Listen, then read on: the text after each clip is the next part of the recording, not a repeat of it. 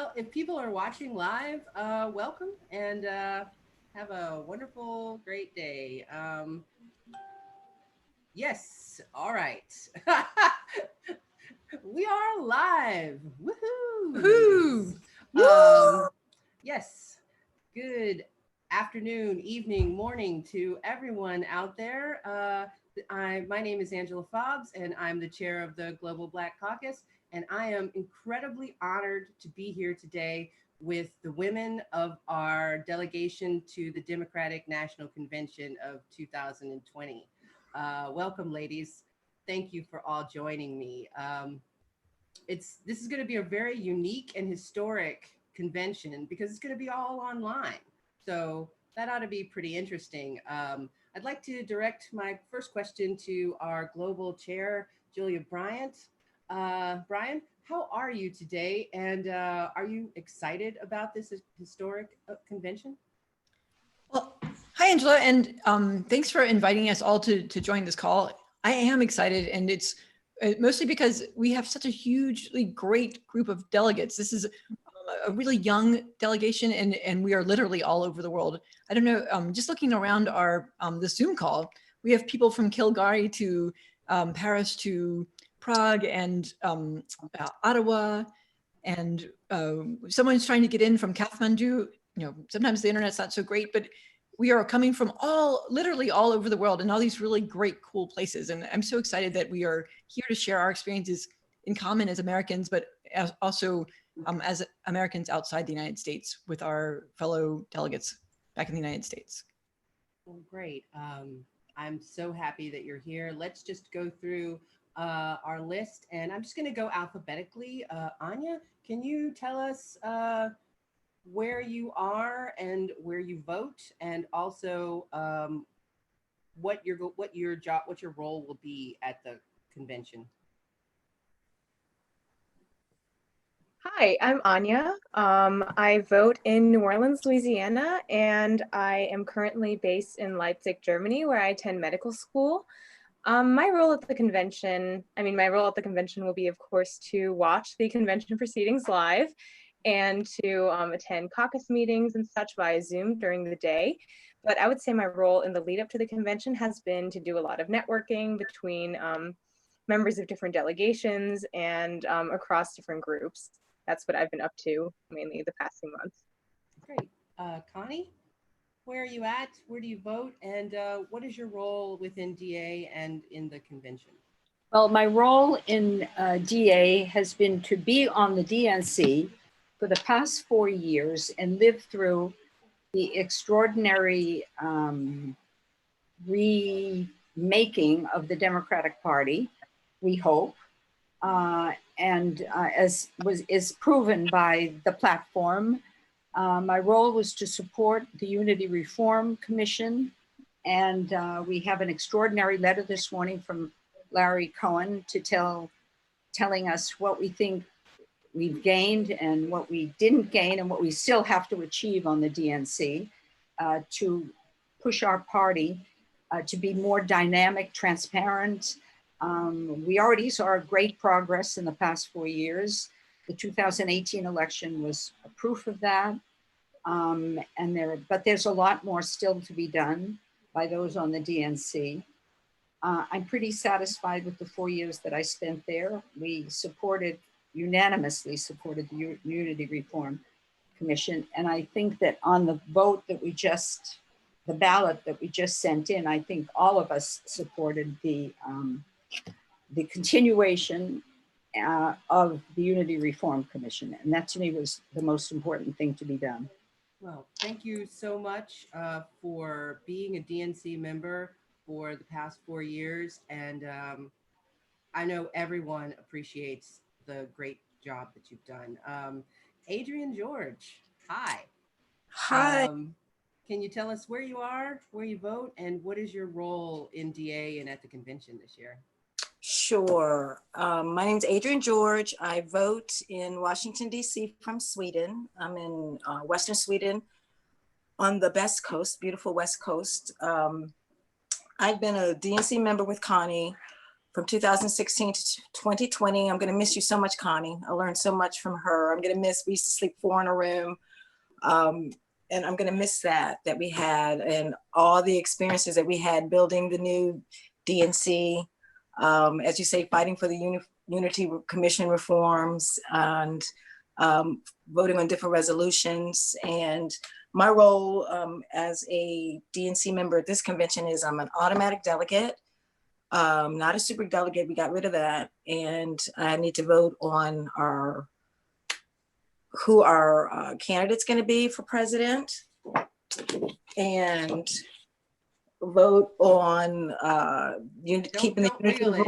Your virtual background is yeah. That says Joe. So yay for Joe Biden. And to vote for Unity Reform Commission to continue those ideals and goals to continue, and to vote on the platform. And also we can attending tons of caucus events, Women's Caucus, Black Caucus. I signed up for all the caucus and council events.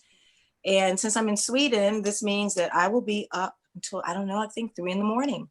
But one thing I know from past conventions is that you're up to 3 o'clock in the morning anyway, but this time it won't be partying, it will be taking care of business. Great, thank you so much, Adrienne. Lizette, hi. How are you today? And what's your role in the convention? Where are you located at currently? And are you excited?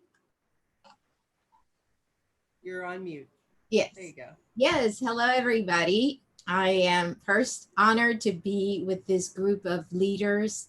They are fantastic women, and we are representing Democrats abroad at the convention. My name is Lisette Wright. I live in Ontario, Canada. I vote in New York's 10th the congressional district, and I am a Sanders Pleo.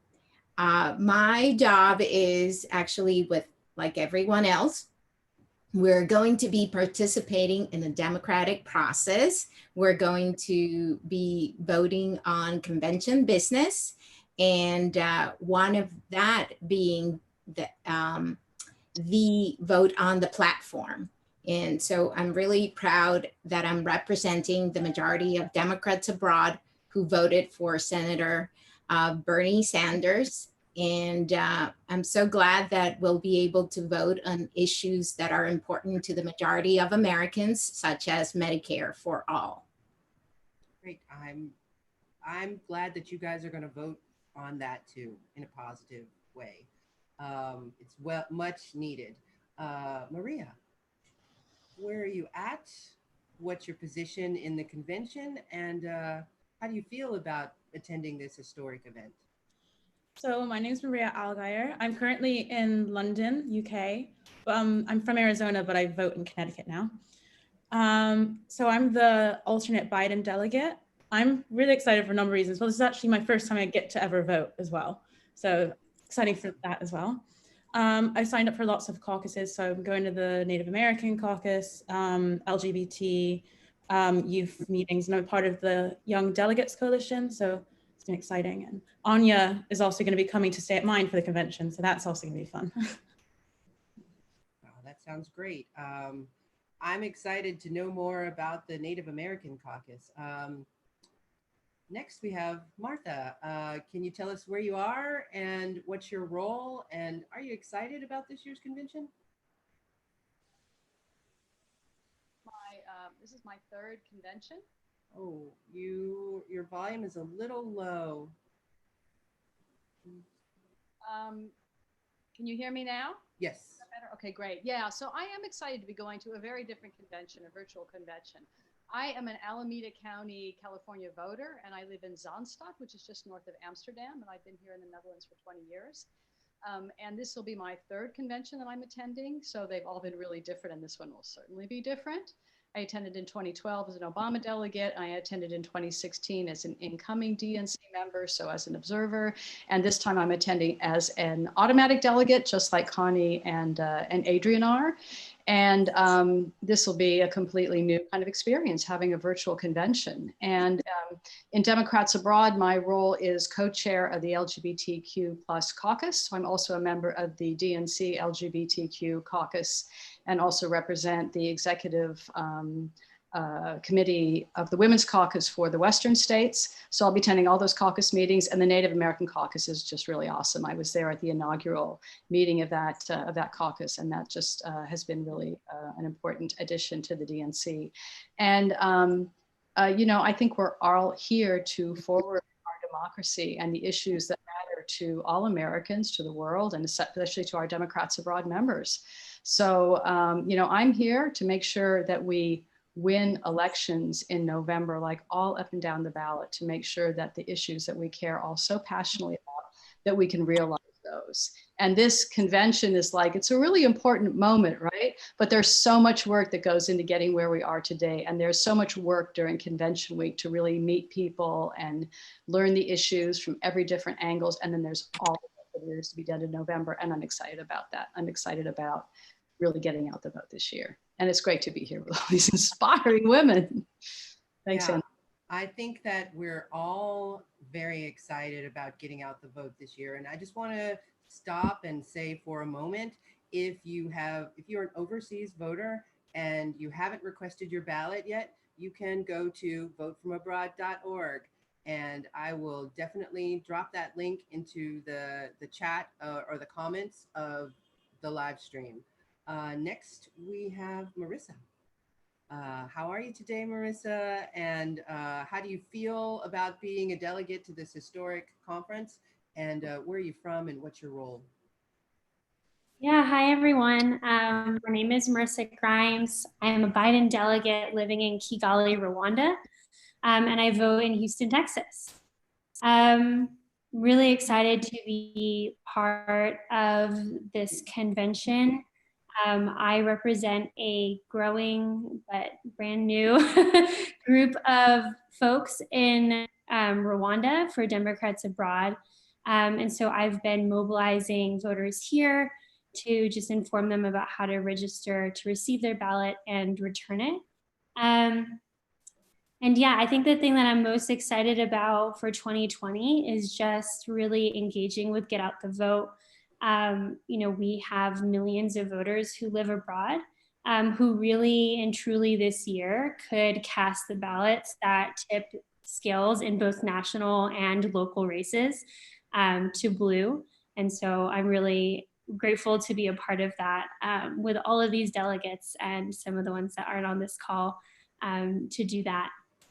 And then finally, I also run Expats for Biden on Instagram and Twitter. And so that's been a fun way to engage with some people that live across the states and across the world that are also really excited for this election. Yeah, are we going to turn Texas blue this year? I really think we are, guys. My fingers are super crossed. Me too. I really hope we can do that also. And Onelika, welcome. Hi, Angela. And thanks for joining today. Can you please tell us what's your position in the convention, and are you excited? Where do you vote from and where do you live? Sure. Hi, everyone. I'm Onelika Andrade. I live in Belgium. I've been here since 2016. I'm a Yolo County voter in California. My role in the convention, like Marissa's one, I'm a Biden delegate. I'm super honored to be part of this delegation. And as mentioned by the other delegates, you know, we'll be watching live the convention. We'll be staying up till God knows what hours in the night. Here in Europe, we're a bit unfortunate. We'll be up till 3, 4 in the morning. But I'm excited to follow all these meetings. I'm really excited about following meetings on climate and environment. Those are my areas of expertise. I'm also looking forward to joining the caucus meetings, especially the Hispanic caucus. And I'm also excited about voting for a nominee and for the platform. In the run-up to the convention, I've been networking, following discussions on the platform, and of course, spreading the word about Democrats abroad and voting from abroad. And in my case, I've also been working with the DNC Hispanic Caucus to get the Latino vote out. And Latinas in particular are going to be key to winning the White House this year. So I've been working hard on that as well. And I cannot wait. I'm very excited. Great. Now, let me just quickly go back to Julia. I know you have to get going, but as the leader of our delegation to the convention, do you have any words, final words, last words before we let you go?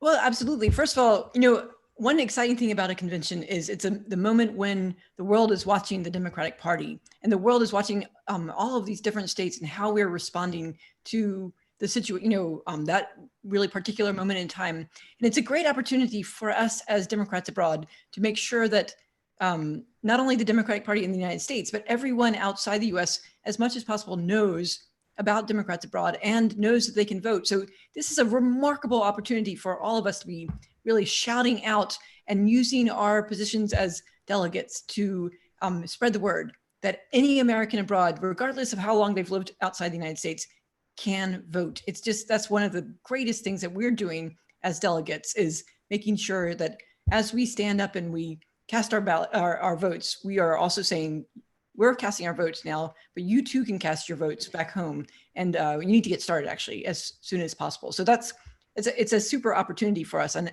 I love that we are so spread out and so diverse, because that gives us more opportunities to reach more people.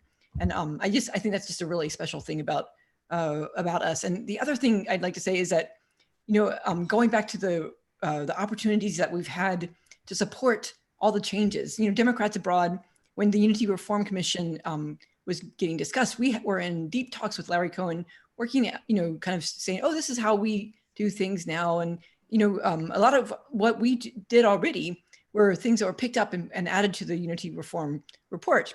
And that was just a really great opportunity to see how it's been rolled out in the last 4 years and really put into place, and how that's really impacted the party. And it's not only made the party revamped, but you can really see the results in elections too. Look at 2018 and the results as this different state parties became stronger and stronger and were able to support candidates. It was really powerful to see the House and that huge tidal wave of wins that we had in 2018. And we're going to see that same thing in 2020 as we take back the House. I mean, we win the House again and flip the Senate. And I think a lot of it is because of these rules. And we are working, as we said before, we're all voting for these rules to continue, because we know that they're powerful and that they improve our party structure, and not only this party structure, but again, how we elect candidates. So with that, I just want to say thank you, everyone. I have so enjoyed working with all of our delegates. It's really about getting to know each other and making sure that we're all connected as much as possible across the United States with other state parties, and then together as well. So thank you so much for your time, and thank you for asking us, Angela. Thank you for joining me today, Julia. Julia Bryan is the hardest working woman in Democrats abroad.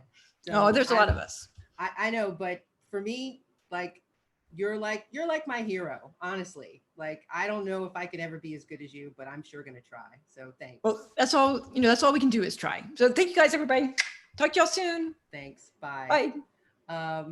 Claire, I did not overlook you. Please tell us where you are, where you vote, and how excited are you for this convention? Hey, Angela, thank you so much for this opportunity. Thank you, everyone, for showing everyone that there are so many amazing female activists abroad. It's truly inspiring for me personally. As a delegate, and I am a standing committee member.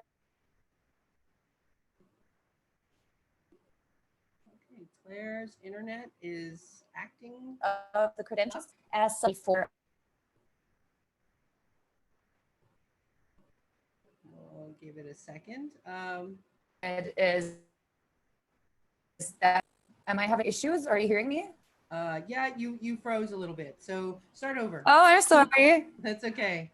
I'm a credentials committee member, in case you didn't hear that. So as such, I'm a Sanders delegate, and I am excited about the convention. It's truly historic since it's the first time that it's online. Of course, that forces all of us to communicate in an entirely different manner, but I think also in some points it's an advantage because we really have to write really long texts to each other about our policy stances, and it really educates all of us. And it's been very exciting to be able to talk to people about issues that I really deeply care about, like Medicare for All and a Green New Deal. And in general, it's just a total honor for me to represent Senator Sanders. I live in Berlin. I vote in Georgia and, of course, in the primaries, the global primaries hosted by Democrats Abroad, which is also something I'm very grateful for. So thank you. Oh, thanks. Thanks a lot, Claire. I'm so glad that you're all here. And what really makes me feel positive is that we have so many young people that are interested in politics, what is it that they say about politics being a little bit male and stale in certain ways, our politicians, but we're changing that. We have like a lot of intelligent and compassionate and caring and concerned about our future women. And I'm so glad to have you here. Marissa, you're in Africa working, and I think I just met you the other day. So it's really nice to see you again. This month is the Women's Centennial for the right for us to vote. How do you feel about that it's only been 100 years since women have had the right to vote, and here you are, a delegate in a convention on that centennial anniversary year? Yeah, 100 years in our history goes by fast, right? Women have accomplished so much in that time.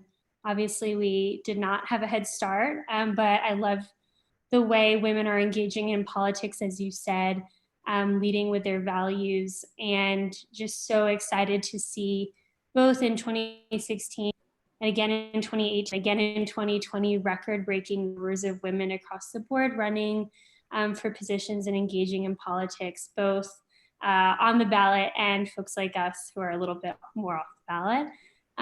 So I think, it means a lot to me. It's really exciting to think about, when my great-grandmother got off the boat at Ellis Island, she wasn't a citizen and she couldn't vote. And here I am just a few generations later, being directly engaging with a presidential election. And as a mother to be, I'm due inauguration week. I'm really excited that, my child will live in a world where women are so engaged in politics. And, that's going to be the brand new standard. And I know we're just going to, be plugged in more and more. So yeah, I think it really means a lot. Well, I must say one more time so that we can bring Marissa's baby into a world that is not fascist. Please vote. Go to votefromabroad.org and request your ballot. If you are in the United States and you're seeing this and you don't know if you're registered or not, or you're not registered, go to iwillvote.com and register to vote. We need all hands on deck, every person, because the world is imperiled for a number of reasons. And the only thing that's going to change it is us. No one's coming to save us. We've got to be our own heroes. So please request your ballot, register to vote. Lizette, you're in Canada, and Lizette is also our DA Global Treasurer. She didn't mention that before, but she is, and she does a great job with that. What does the centennial of suffrage mean to you, anniversary? Thank you for that question. And it's just an unbelievable experience because it's 100 years since a hard fought struggle. And I think all of us are doing our part. I mean, certainly I am as Democrats Abroad Global Treasurer. I serve on the Hispanic Caucus Steering Committee, and as a Sanders Pleo delegate, I'm just doing my part to continue the efforts to ensure that the right to vote is here to stay, and people and every woman and and men actually could exercise their right to vote. And it's just a privilege to be in a group that does its best to move forward and to get the vote out.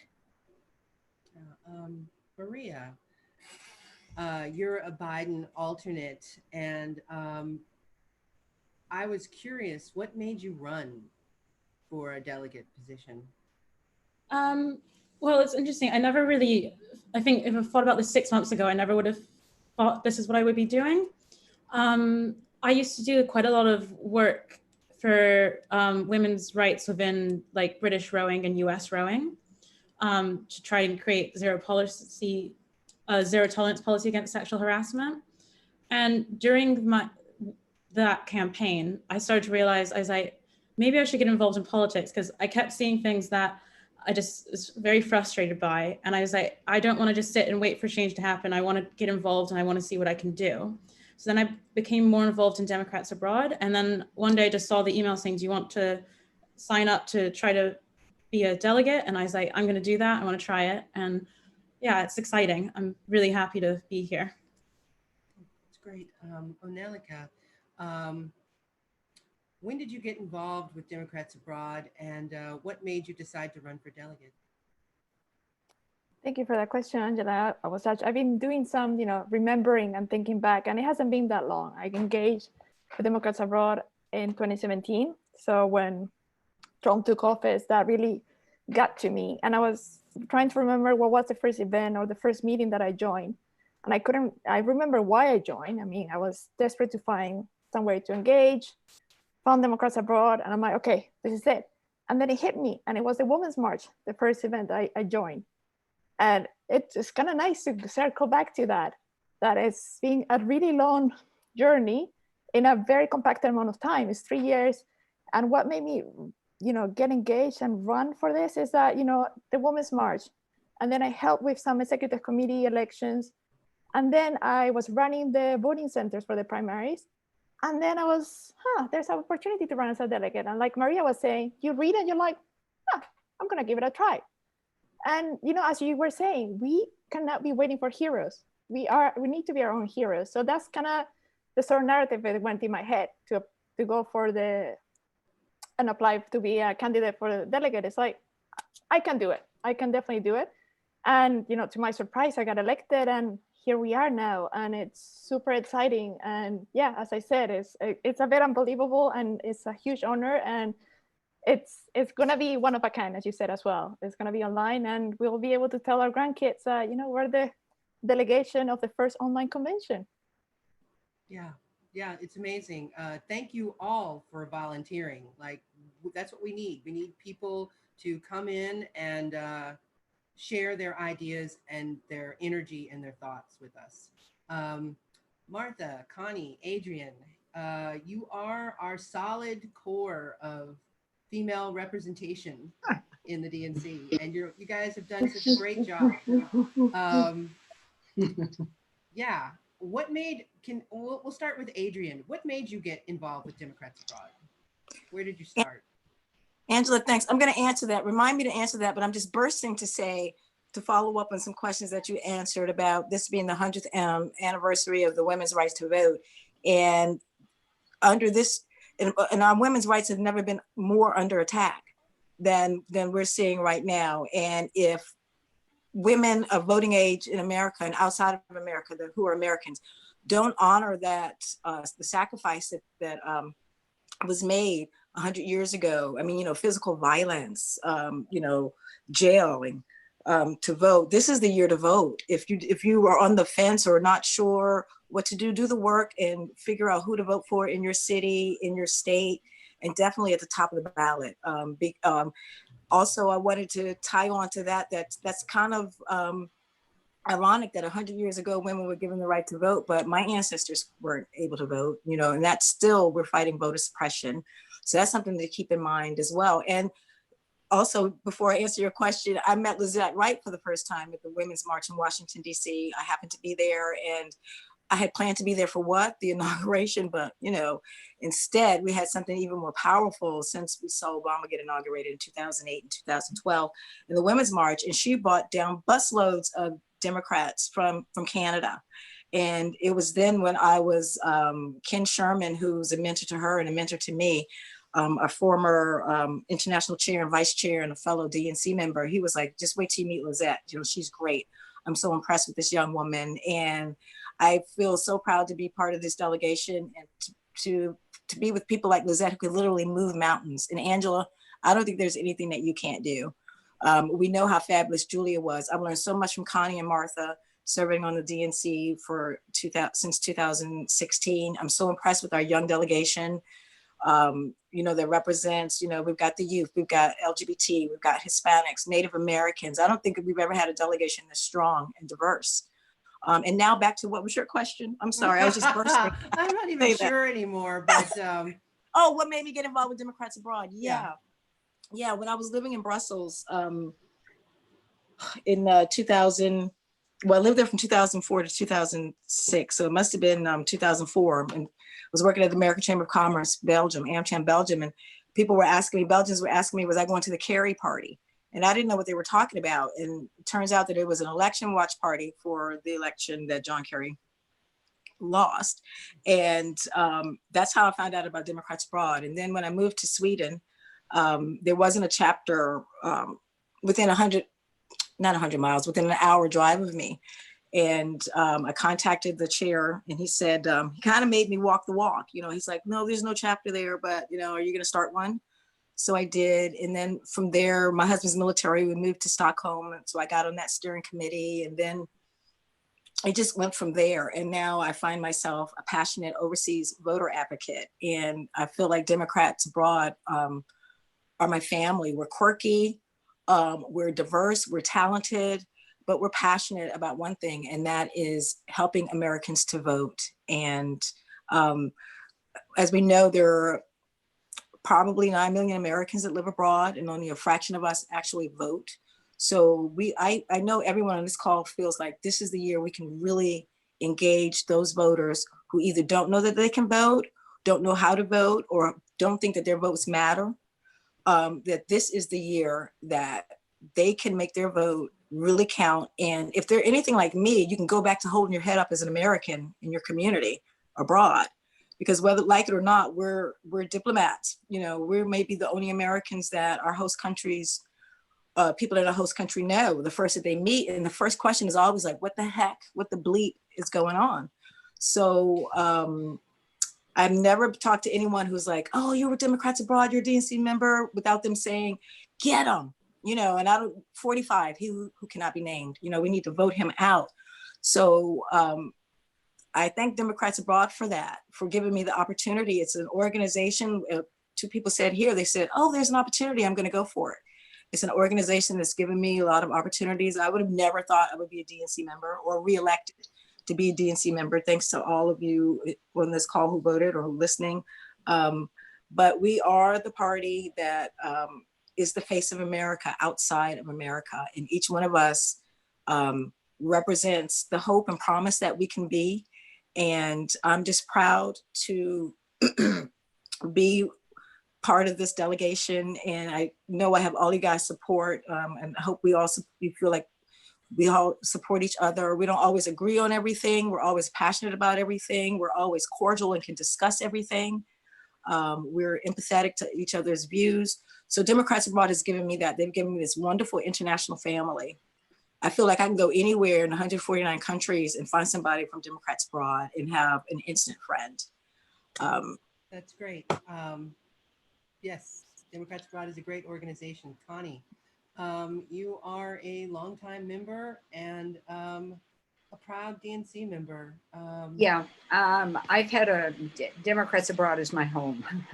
I must say, I've been part of the early, I saw it come from a small group of passionate Democrats who started working as volunteers, and I have seen it grown into an enormous, unbelievable international organization, and I'm so happy and proud. I've been chair of France several times. I've been to 3 conventions. I've been to, I was a delegate once before under Howard Dean.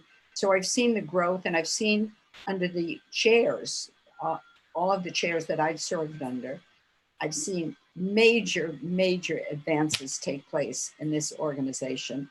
We are a really powerful group, and ending with Julia, who's done a spectacular job of making us important to the DNC, making us one of the 57 states, and getting, hopefully now, if this new resolution passes, will get us equal treatment as a state with the other states in the United States.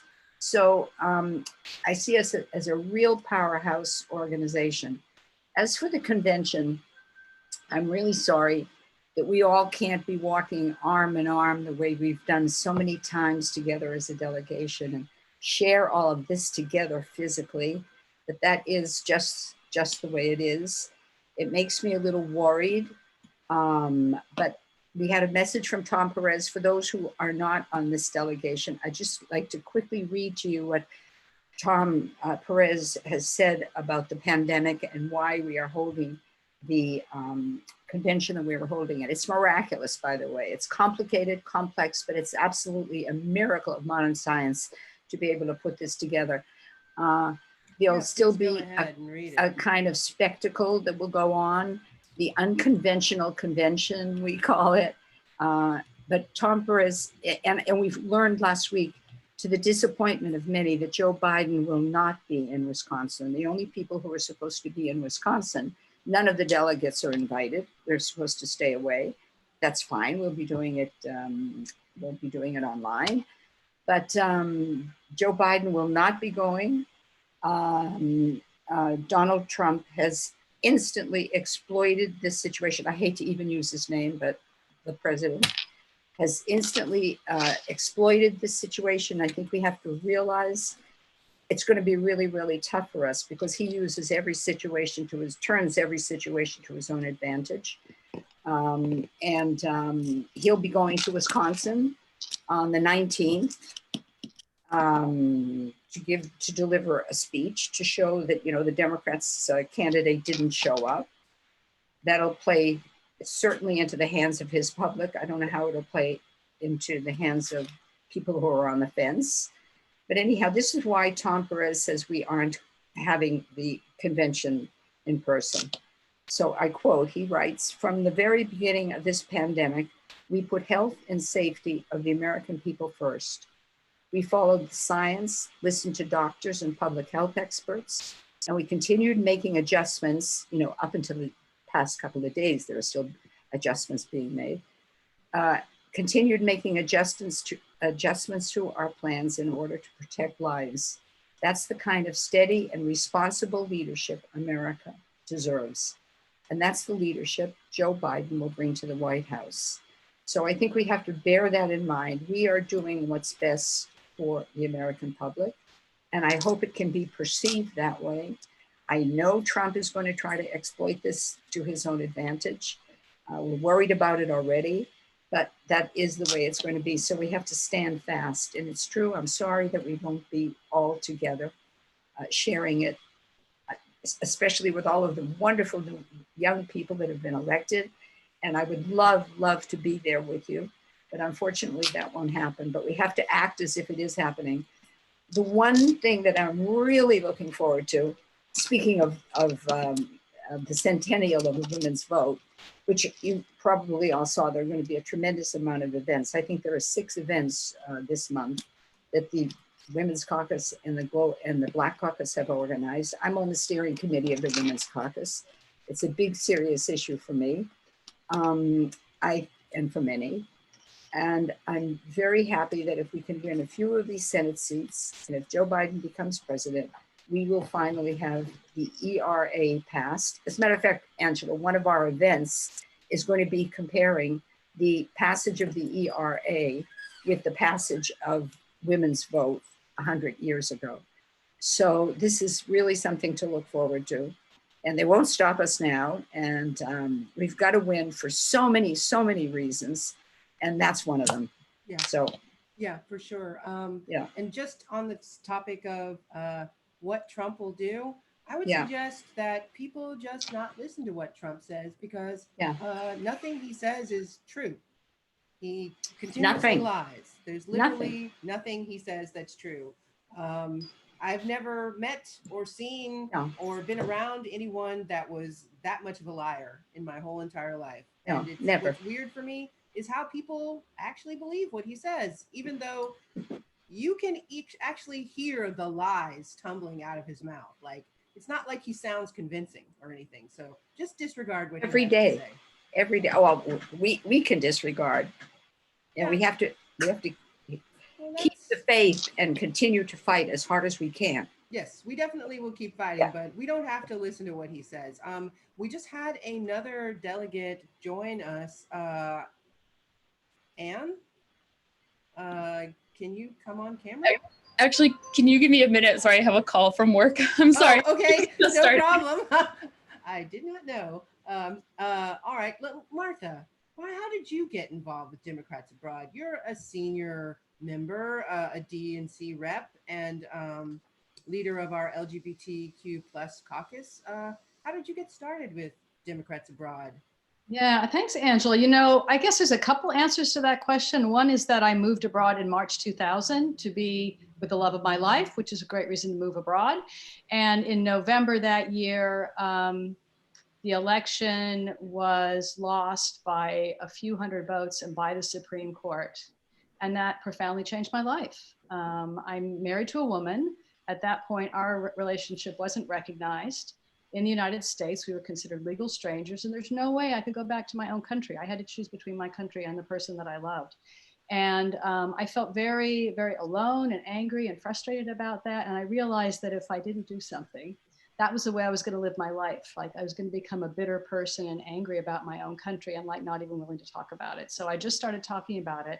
And I discovered that there were hundreds of thousands of Americans like me who were locked out of living in the United States because the immigration law is from the 19th century and hasn't been updated to include all of the diverse communities and address the modern world. So I started mobilizing the community of LGBT Americans who live abroad to be with their non-American partners and to change the law, just like one day at a time, right? We're not going to change the law today, but let's do something. Like, every day you can do something. And that has been really empowering for me. And that was how I found Democrats Abroad, because Democrats Abroad is the community that gives Americans abroad the opportunity to engage in political processes back in the United States. So I was busy with that issue for a dozen years before we changed it. So it was really working on the ground and creating community across the world of people who were in, Canada, American gays and lesbians with same-sex partners, wherever they were from in the world. If they had nowhere they could go, like if you love somebody from a country that didn't recognize your relationship, maybe you could get into Canada, right? Maybe we were like helping people connect and create community. We had people in Vancouver and Toronto who supported each other. And by becoming visible and by sharing our stories, and by getting traction and by being very agile, right? We first started to change the immigration law by putting the words permanent partner in it. And then like this whole marriage equality movement, like really got traction.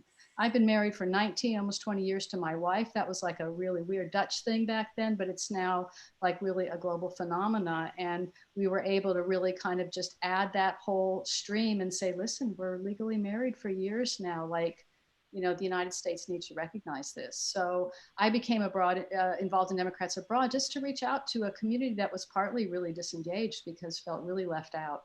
And I really discovered, we don't fall off the edge of the planet when we leave the United States. We still care passionately about our country.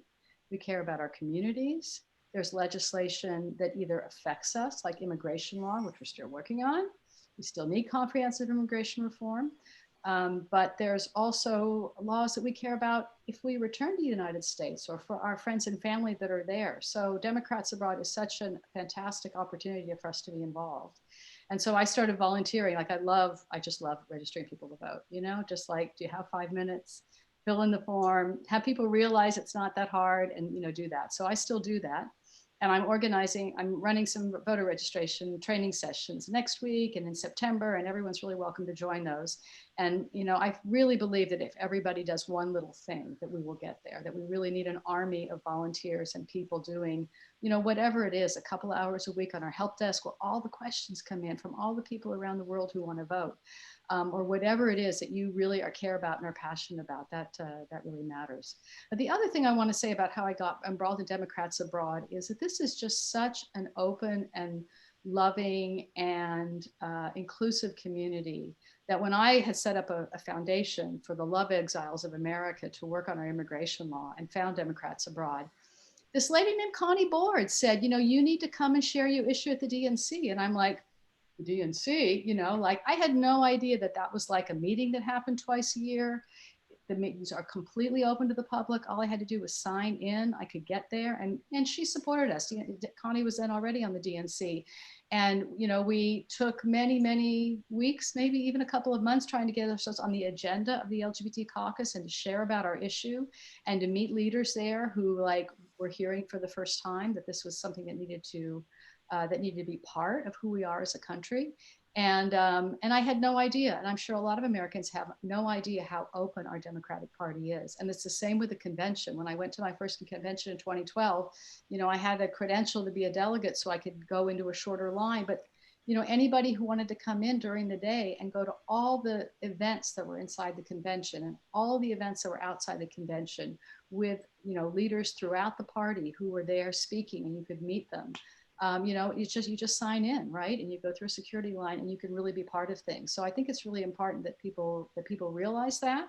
And of course, it's going to have a different form this year. You know, like I'm not going to get my picture taken with the Attorney General of Massachusetts this time, or, you know, whatever, which are all really nice things. But I really, really hope that everybody shares the link to attend the Democratic Convention, because you can sign in, you can RSVP, you can get the links. And I think it can be really a lot more accessible this year. And I hope that the excitement catches on, because for me, it's a scary time to see the attacks on our American institutions, to know that we're the party that stands for the dignity and respect of all people, but to see that so under attack in the last 2 years. I don't want to dwell on that because I think we all know about it. But it's really important to realize what's possible in November, and that we have a great chance to take our country back and to win the elections we've been talking about already in the Congress and in the Senate, and make real change, get things done again. That was such an empowering experience in previous years. And I think that if we all do our part, that we can really bring the change that we all want to see. Well, yeah. Wow. That's an amazing story that you helped get the law changed about same-sex marriage. You know, it was also an 85-year-old lady named Edie Windsor who sued because her marriage wasn't recognized. But, you know, she was part of our network. I had dinner with her in Amsterdam. You know, you talk, every conversation can make a difference. And everybody can claim that victory who had something to do with it. Thanks for the question, Angela. That's great. Anya, we're in the same country committee. I'm so proud of you as a fellow person living in Germany. Why did you run for delegate? And since you won the election for Bernie, how do you feel about the election? Are you going to vote for Biden? Yeah, I'll put him on. You're on mute. There you go. Hi, thanks for the question. So I'm sorry, I had some issues hearing the question, but I think the question was why I ran to be a delegate. Yes, that's correct. Okay. So I ran to be a delegate because so I'm part of a very new chapter, DA Saxony, and our then precinct captain, now acting chapter chair, approached, generally posted in the group if people were interested in running as delegates, and then she also messaged me privately, and she was like, "Look, I think this would be a really great thing for you to try out. I mean, you know, you just do it, and if you don't win, who cares? But I think it would be fun." You know, I was really active in getting our GPP off the ground and stuff, and I kind of ran because I was just curious about the process, honestly. And I think looking back on it, it was really an active effort for me to reclaim my Americanness. in Germany, I'm read as like very, ethnically ambiguous. It was like, oh, where are you really from? And when I say I'm American, no one ever believes me. And now with the whole, with the current presidency and the current administration, I'm not necessarily inclined to embrace being American, especially in Germany.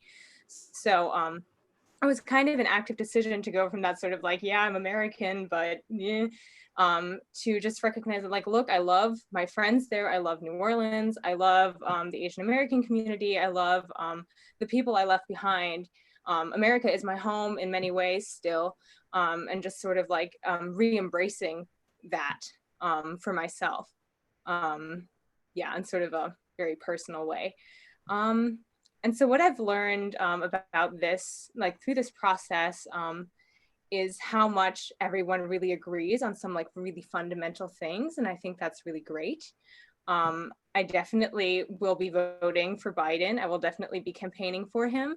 Clearly, he's not my first choice as I'm a Sanders delegate, but I do think that we should definitely keep on the pressure as Sanders delegates and as people who supported Bernie Sanders to just keep pushing that platform left and to keep pushing the Democratic Party towards where we want it to go. But I don't think that's I don't think there's any contradiction between that and really trying as hard as we can to get a Democrat in the White House. And especially now considering the COVID-19 situation, the Supreme Court, there has never been a more vital time to vote Democrat than right now in this election.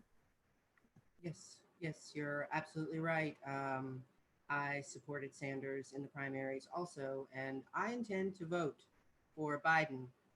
We can't allow Donald Trump to have another 4 years to wreck our country. That would be a terrible, terrible day if he wins the election, for sure. We're heading to about an hour on, and it looks like we're not going to be able to talk to Anne, but we'll give her a few more minutes or so. Is there anyone who would just like to add something to the conversation at this moment? Please, Claire, go ahead. Thank you, Angela. Just because you asked this wonderful first question in the beginning, I really wanted to add that it's fantastic, of course, that women can vote and that so many women are actually engaging in politics, but it's even more important that women take over positions that actually have more power. We need women in offices, and I would really like to encourage every young woman or whatever woman really, or whatever non-male person really, to run for office, to put yourself out there, because we are more and more, and we really have the power to change something. And I think because women are always even more marginalized than men when it comes to whatever issue really, it's so important that we really put ourselves out there and that we become decision makers and not just the object of decisions that are being made by males. And that's why it's really wonderful that you brought this together. Thank you, Angela. Well, no, thank all of you. It's really important that everyone get involved. And it doesn't matter if it's something small, like you tell a friend, you text 3 friends and say, hey, did you request your ballot, or are you registered, or whatever, or to maybe you'll hold a voter registration table somewhere, or maybe one day you'll become the chair of a caucus or a DNC member or a delegate or a chapter chair or a country chair or a global chair, whatever your ambitions or desires are. But there is always something that you can do, whether you get involved with us formally or informally. Share a link to vote. There's just a myriad of things to do. So before we go, I'm just going to start at the top of my screen with Lizette, and then I'm going to go towards Claire, and then down to Connie and over. And everybody, please give your final remarks. Lizette, what would you like to leave us with today? Well, thank you, Angela. I would like to leave you with, echoing the fact that this international family that is Democrats Abroad has given me a platform, has given me an opportunity to represent my community. I am a Nicaraguan-born New Yorker, and I'm really proud. I'm proud that my mother and I voted for Senator Sanders. I think this is the kind of party, it's a big tent. It welcomes everybody. And now we're all going to fight very hard to elect Biden. And I just feel that it's by having a choice, you have endless opportunities. And I previously worked for International Planned Parenthood Federation. And it's just amazing that we could do so much when we organize, we could win. And thank you so much for coordinating this dialogue. And I'm so proud to be part of this group. Thank you for coming. Claire, final words, final thoughts? The one thing that I would like to share is that it does not matter where you are, and you never have to wait for permission to become active. If you want to do something political, if you have an issue that you deeply care about, just start somewhere. Just start with a petition, just start finding people that have the same issue at heart, and just do something. You don't need permission from anyone. You have all the power to become active. So just do it. Yeah, just do it. That's all you got to do. Connie, I'm going to switch the order for a second because Maria has a definite stop time and I don't want to cut you guys short. So Maria, your final words. Yeah, I feel very honored to be a part of this group of amazing women. And especially looking back at the fact it's 100 years since women have had the vote, I think we've come a long way, but we have further to go. And being a part of a group like this gives me a lot of hope and confidence that one day we'll get there. So it's just, I'm very proud to be a part of this group. Oh, thank you so much. And I just want to say quickly on that note, I think that women are already there. We just have to realize our power. That's all.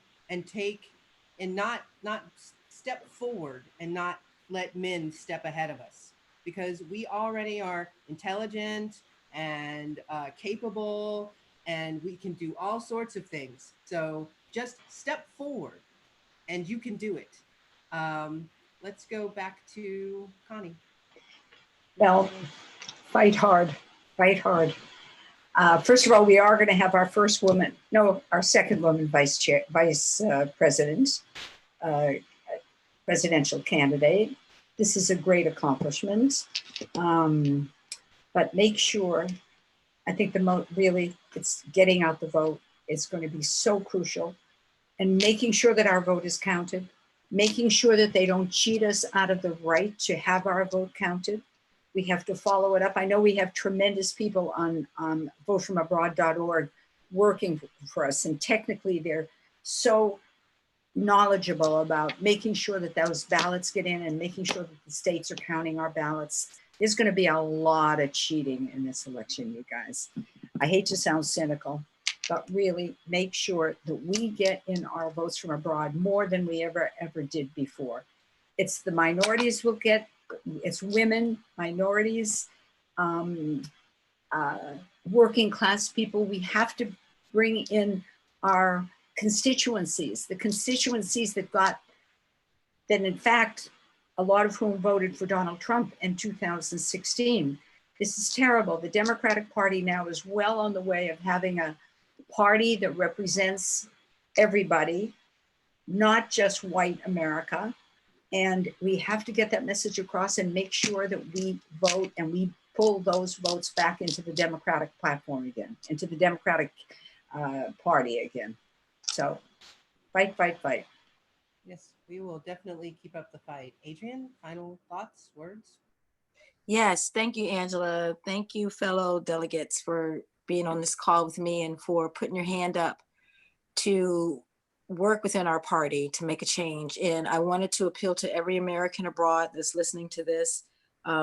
Volunteer for Democrats Abroad. If you do the work, the opportunities are there. I've been able to chair committees and work with global caucuses and go on door knocks in Washington, D.C. and meet with our representatives. And if you think that there's something that there's nothing that you can do, you can get on phone banking right now from home on your computer and call your fellow Americans to make sure that they've requested their ballot, and then we're going to follow up and make sure that they return their ballot.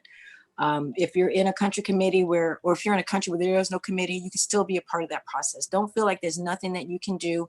Don't feel helpless. Don't feel distraught. Don't just whine. Don't just moan. Don't say all the candidates are the same or nothing's going to change, because we are the change. We are the power. We have the power, as you've heard on this call before. So I appeal to everyone who's not an active volunteer that this is your time now to be an active volunteer. It will change your life. It's changed mine. It'll change yours as well. Go to votefromabroad.org or iwillvote.com and make sure that it's the cool thing to do to vote in 2020. Thanks, Angela. It is 100% the cool thing to do. People that don't vote, well, I'm not going to say what you are, but you're mean. Marissa, what are your final thoughts? Yeah, you know, distance doesn't matter when it comes to love, and it doesn't matter when it comes to your love for your country either. So we, I think on this call, show that you can vote from some of the furthest corners of the planet, 3 or 4 flights away, maybe from your hometown. But it's totally possible. And so by registering now, you'll get your ballot in September, and you have plenty of time. Doesn't matter what's going on with the USPS. You can work with, you know, the mailing systems and your embassy to get your ballot in and counted for the November election. And I think that's super important. And so I know it's a rough year. It's an awkward time to be hope-filled when there's a lot of things going wrong, but I truly am excited. And despite, you know, for some people, Biden not being their first choice and being seen as a lifelong moderate, this is the most liberal and progressive agenda that's been run. And so I'm really excited to see people from across the world come together for this, but also, you know, there are a lot of Republicans for Biden out there. And I am incredibly excited for all of the people who are on Team Joe. Well, thank you, Marissa. Onelika? Well, like Marissa Claire said it, you know, being abroad does not mean you cannot engage, that you cannot be active, and just don't wait for permission, be your own hero. And, you know, women's vote is going to be key to win the White House. So we all have to vote. It might take a bit more of follow-up, especially for those of us abroad. We'll have to, you know, chase the ballots, make sure the ballots arrive, make sure they go back. But, you know, let's remember, as we were talking about it, more than 100 years ago, we did not have this right. So don't give it up. We must make Joe Biden our 46th president. And, you know, thank you, Angela, and thank you all of you for this opportunity. Thank you so much for coming. Martha, final thoughts?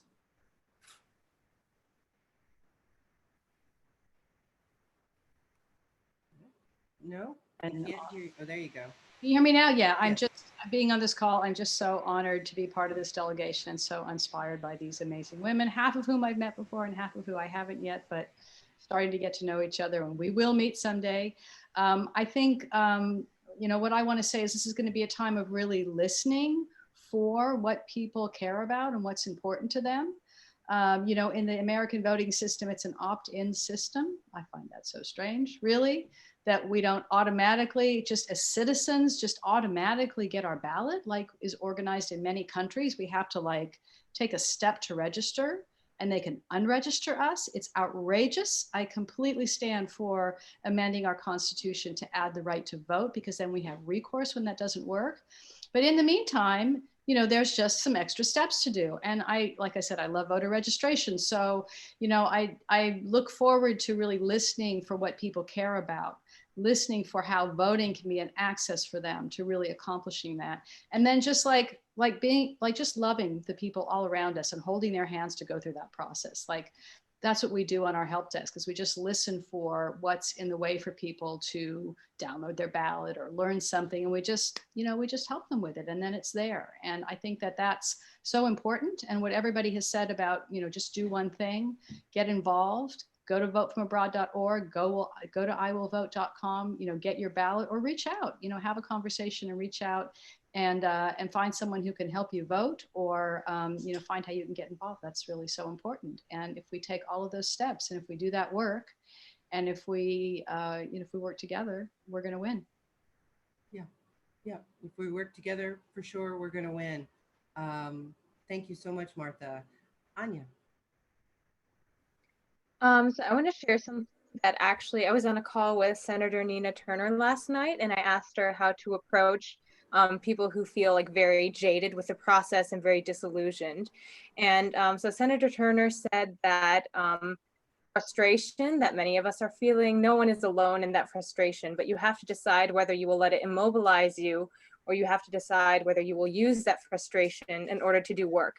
And so she said to think of a few small things you can do that will make an impact in your community or politically, and to do those things. So I think that would be, like, for me, what I really want people to take away from this process is that you're not alone. And even if you do small things, you can still make a difference. And yeah, thank you so much for electing me, everyone who voted for me. And excited to work with you all in the future. Oh, thank you, Anya. Yes, you, Nina, and you are both right. You can do small things, and it'll make you feel better. All the links to everything we've talked to are in the show notes in the post for this video. Please join us on Instagram tomorrow, where throughout this week, where we'll have individual interviews with a number of the delegates, and that should be pretty exciting. We're at Dems Abroad on Instagram. Thank you all so much for joining me. I'm so proud of all of you. It's amazing, just to think 100 years ago, none of us would be doing this. Women couldn't even speak in public.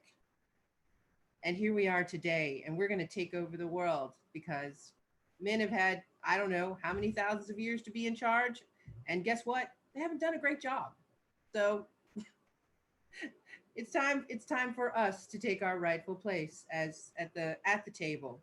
So thank you all, ladies. And I look forward to seeing you at the convention.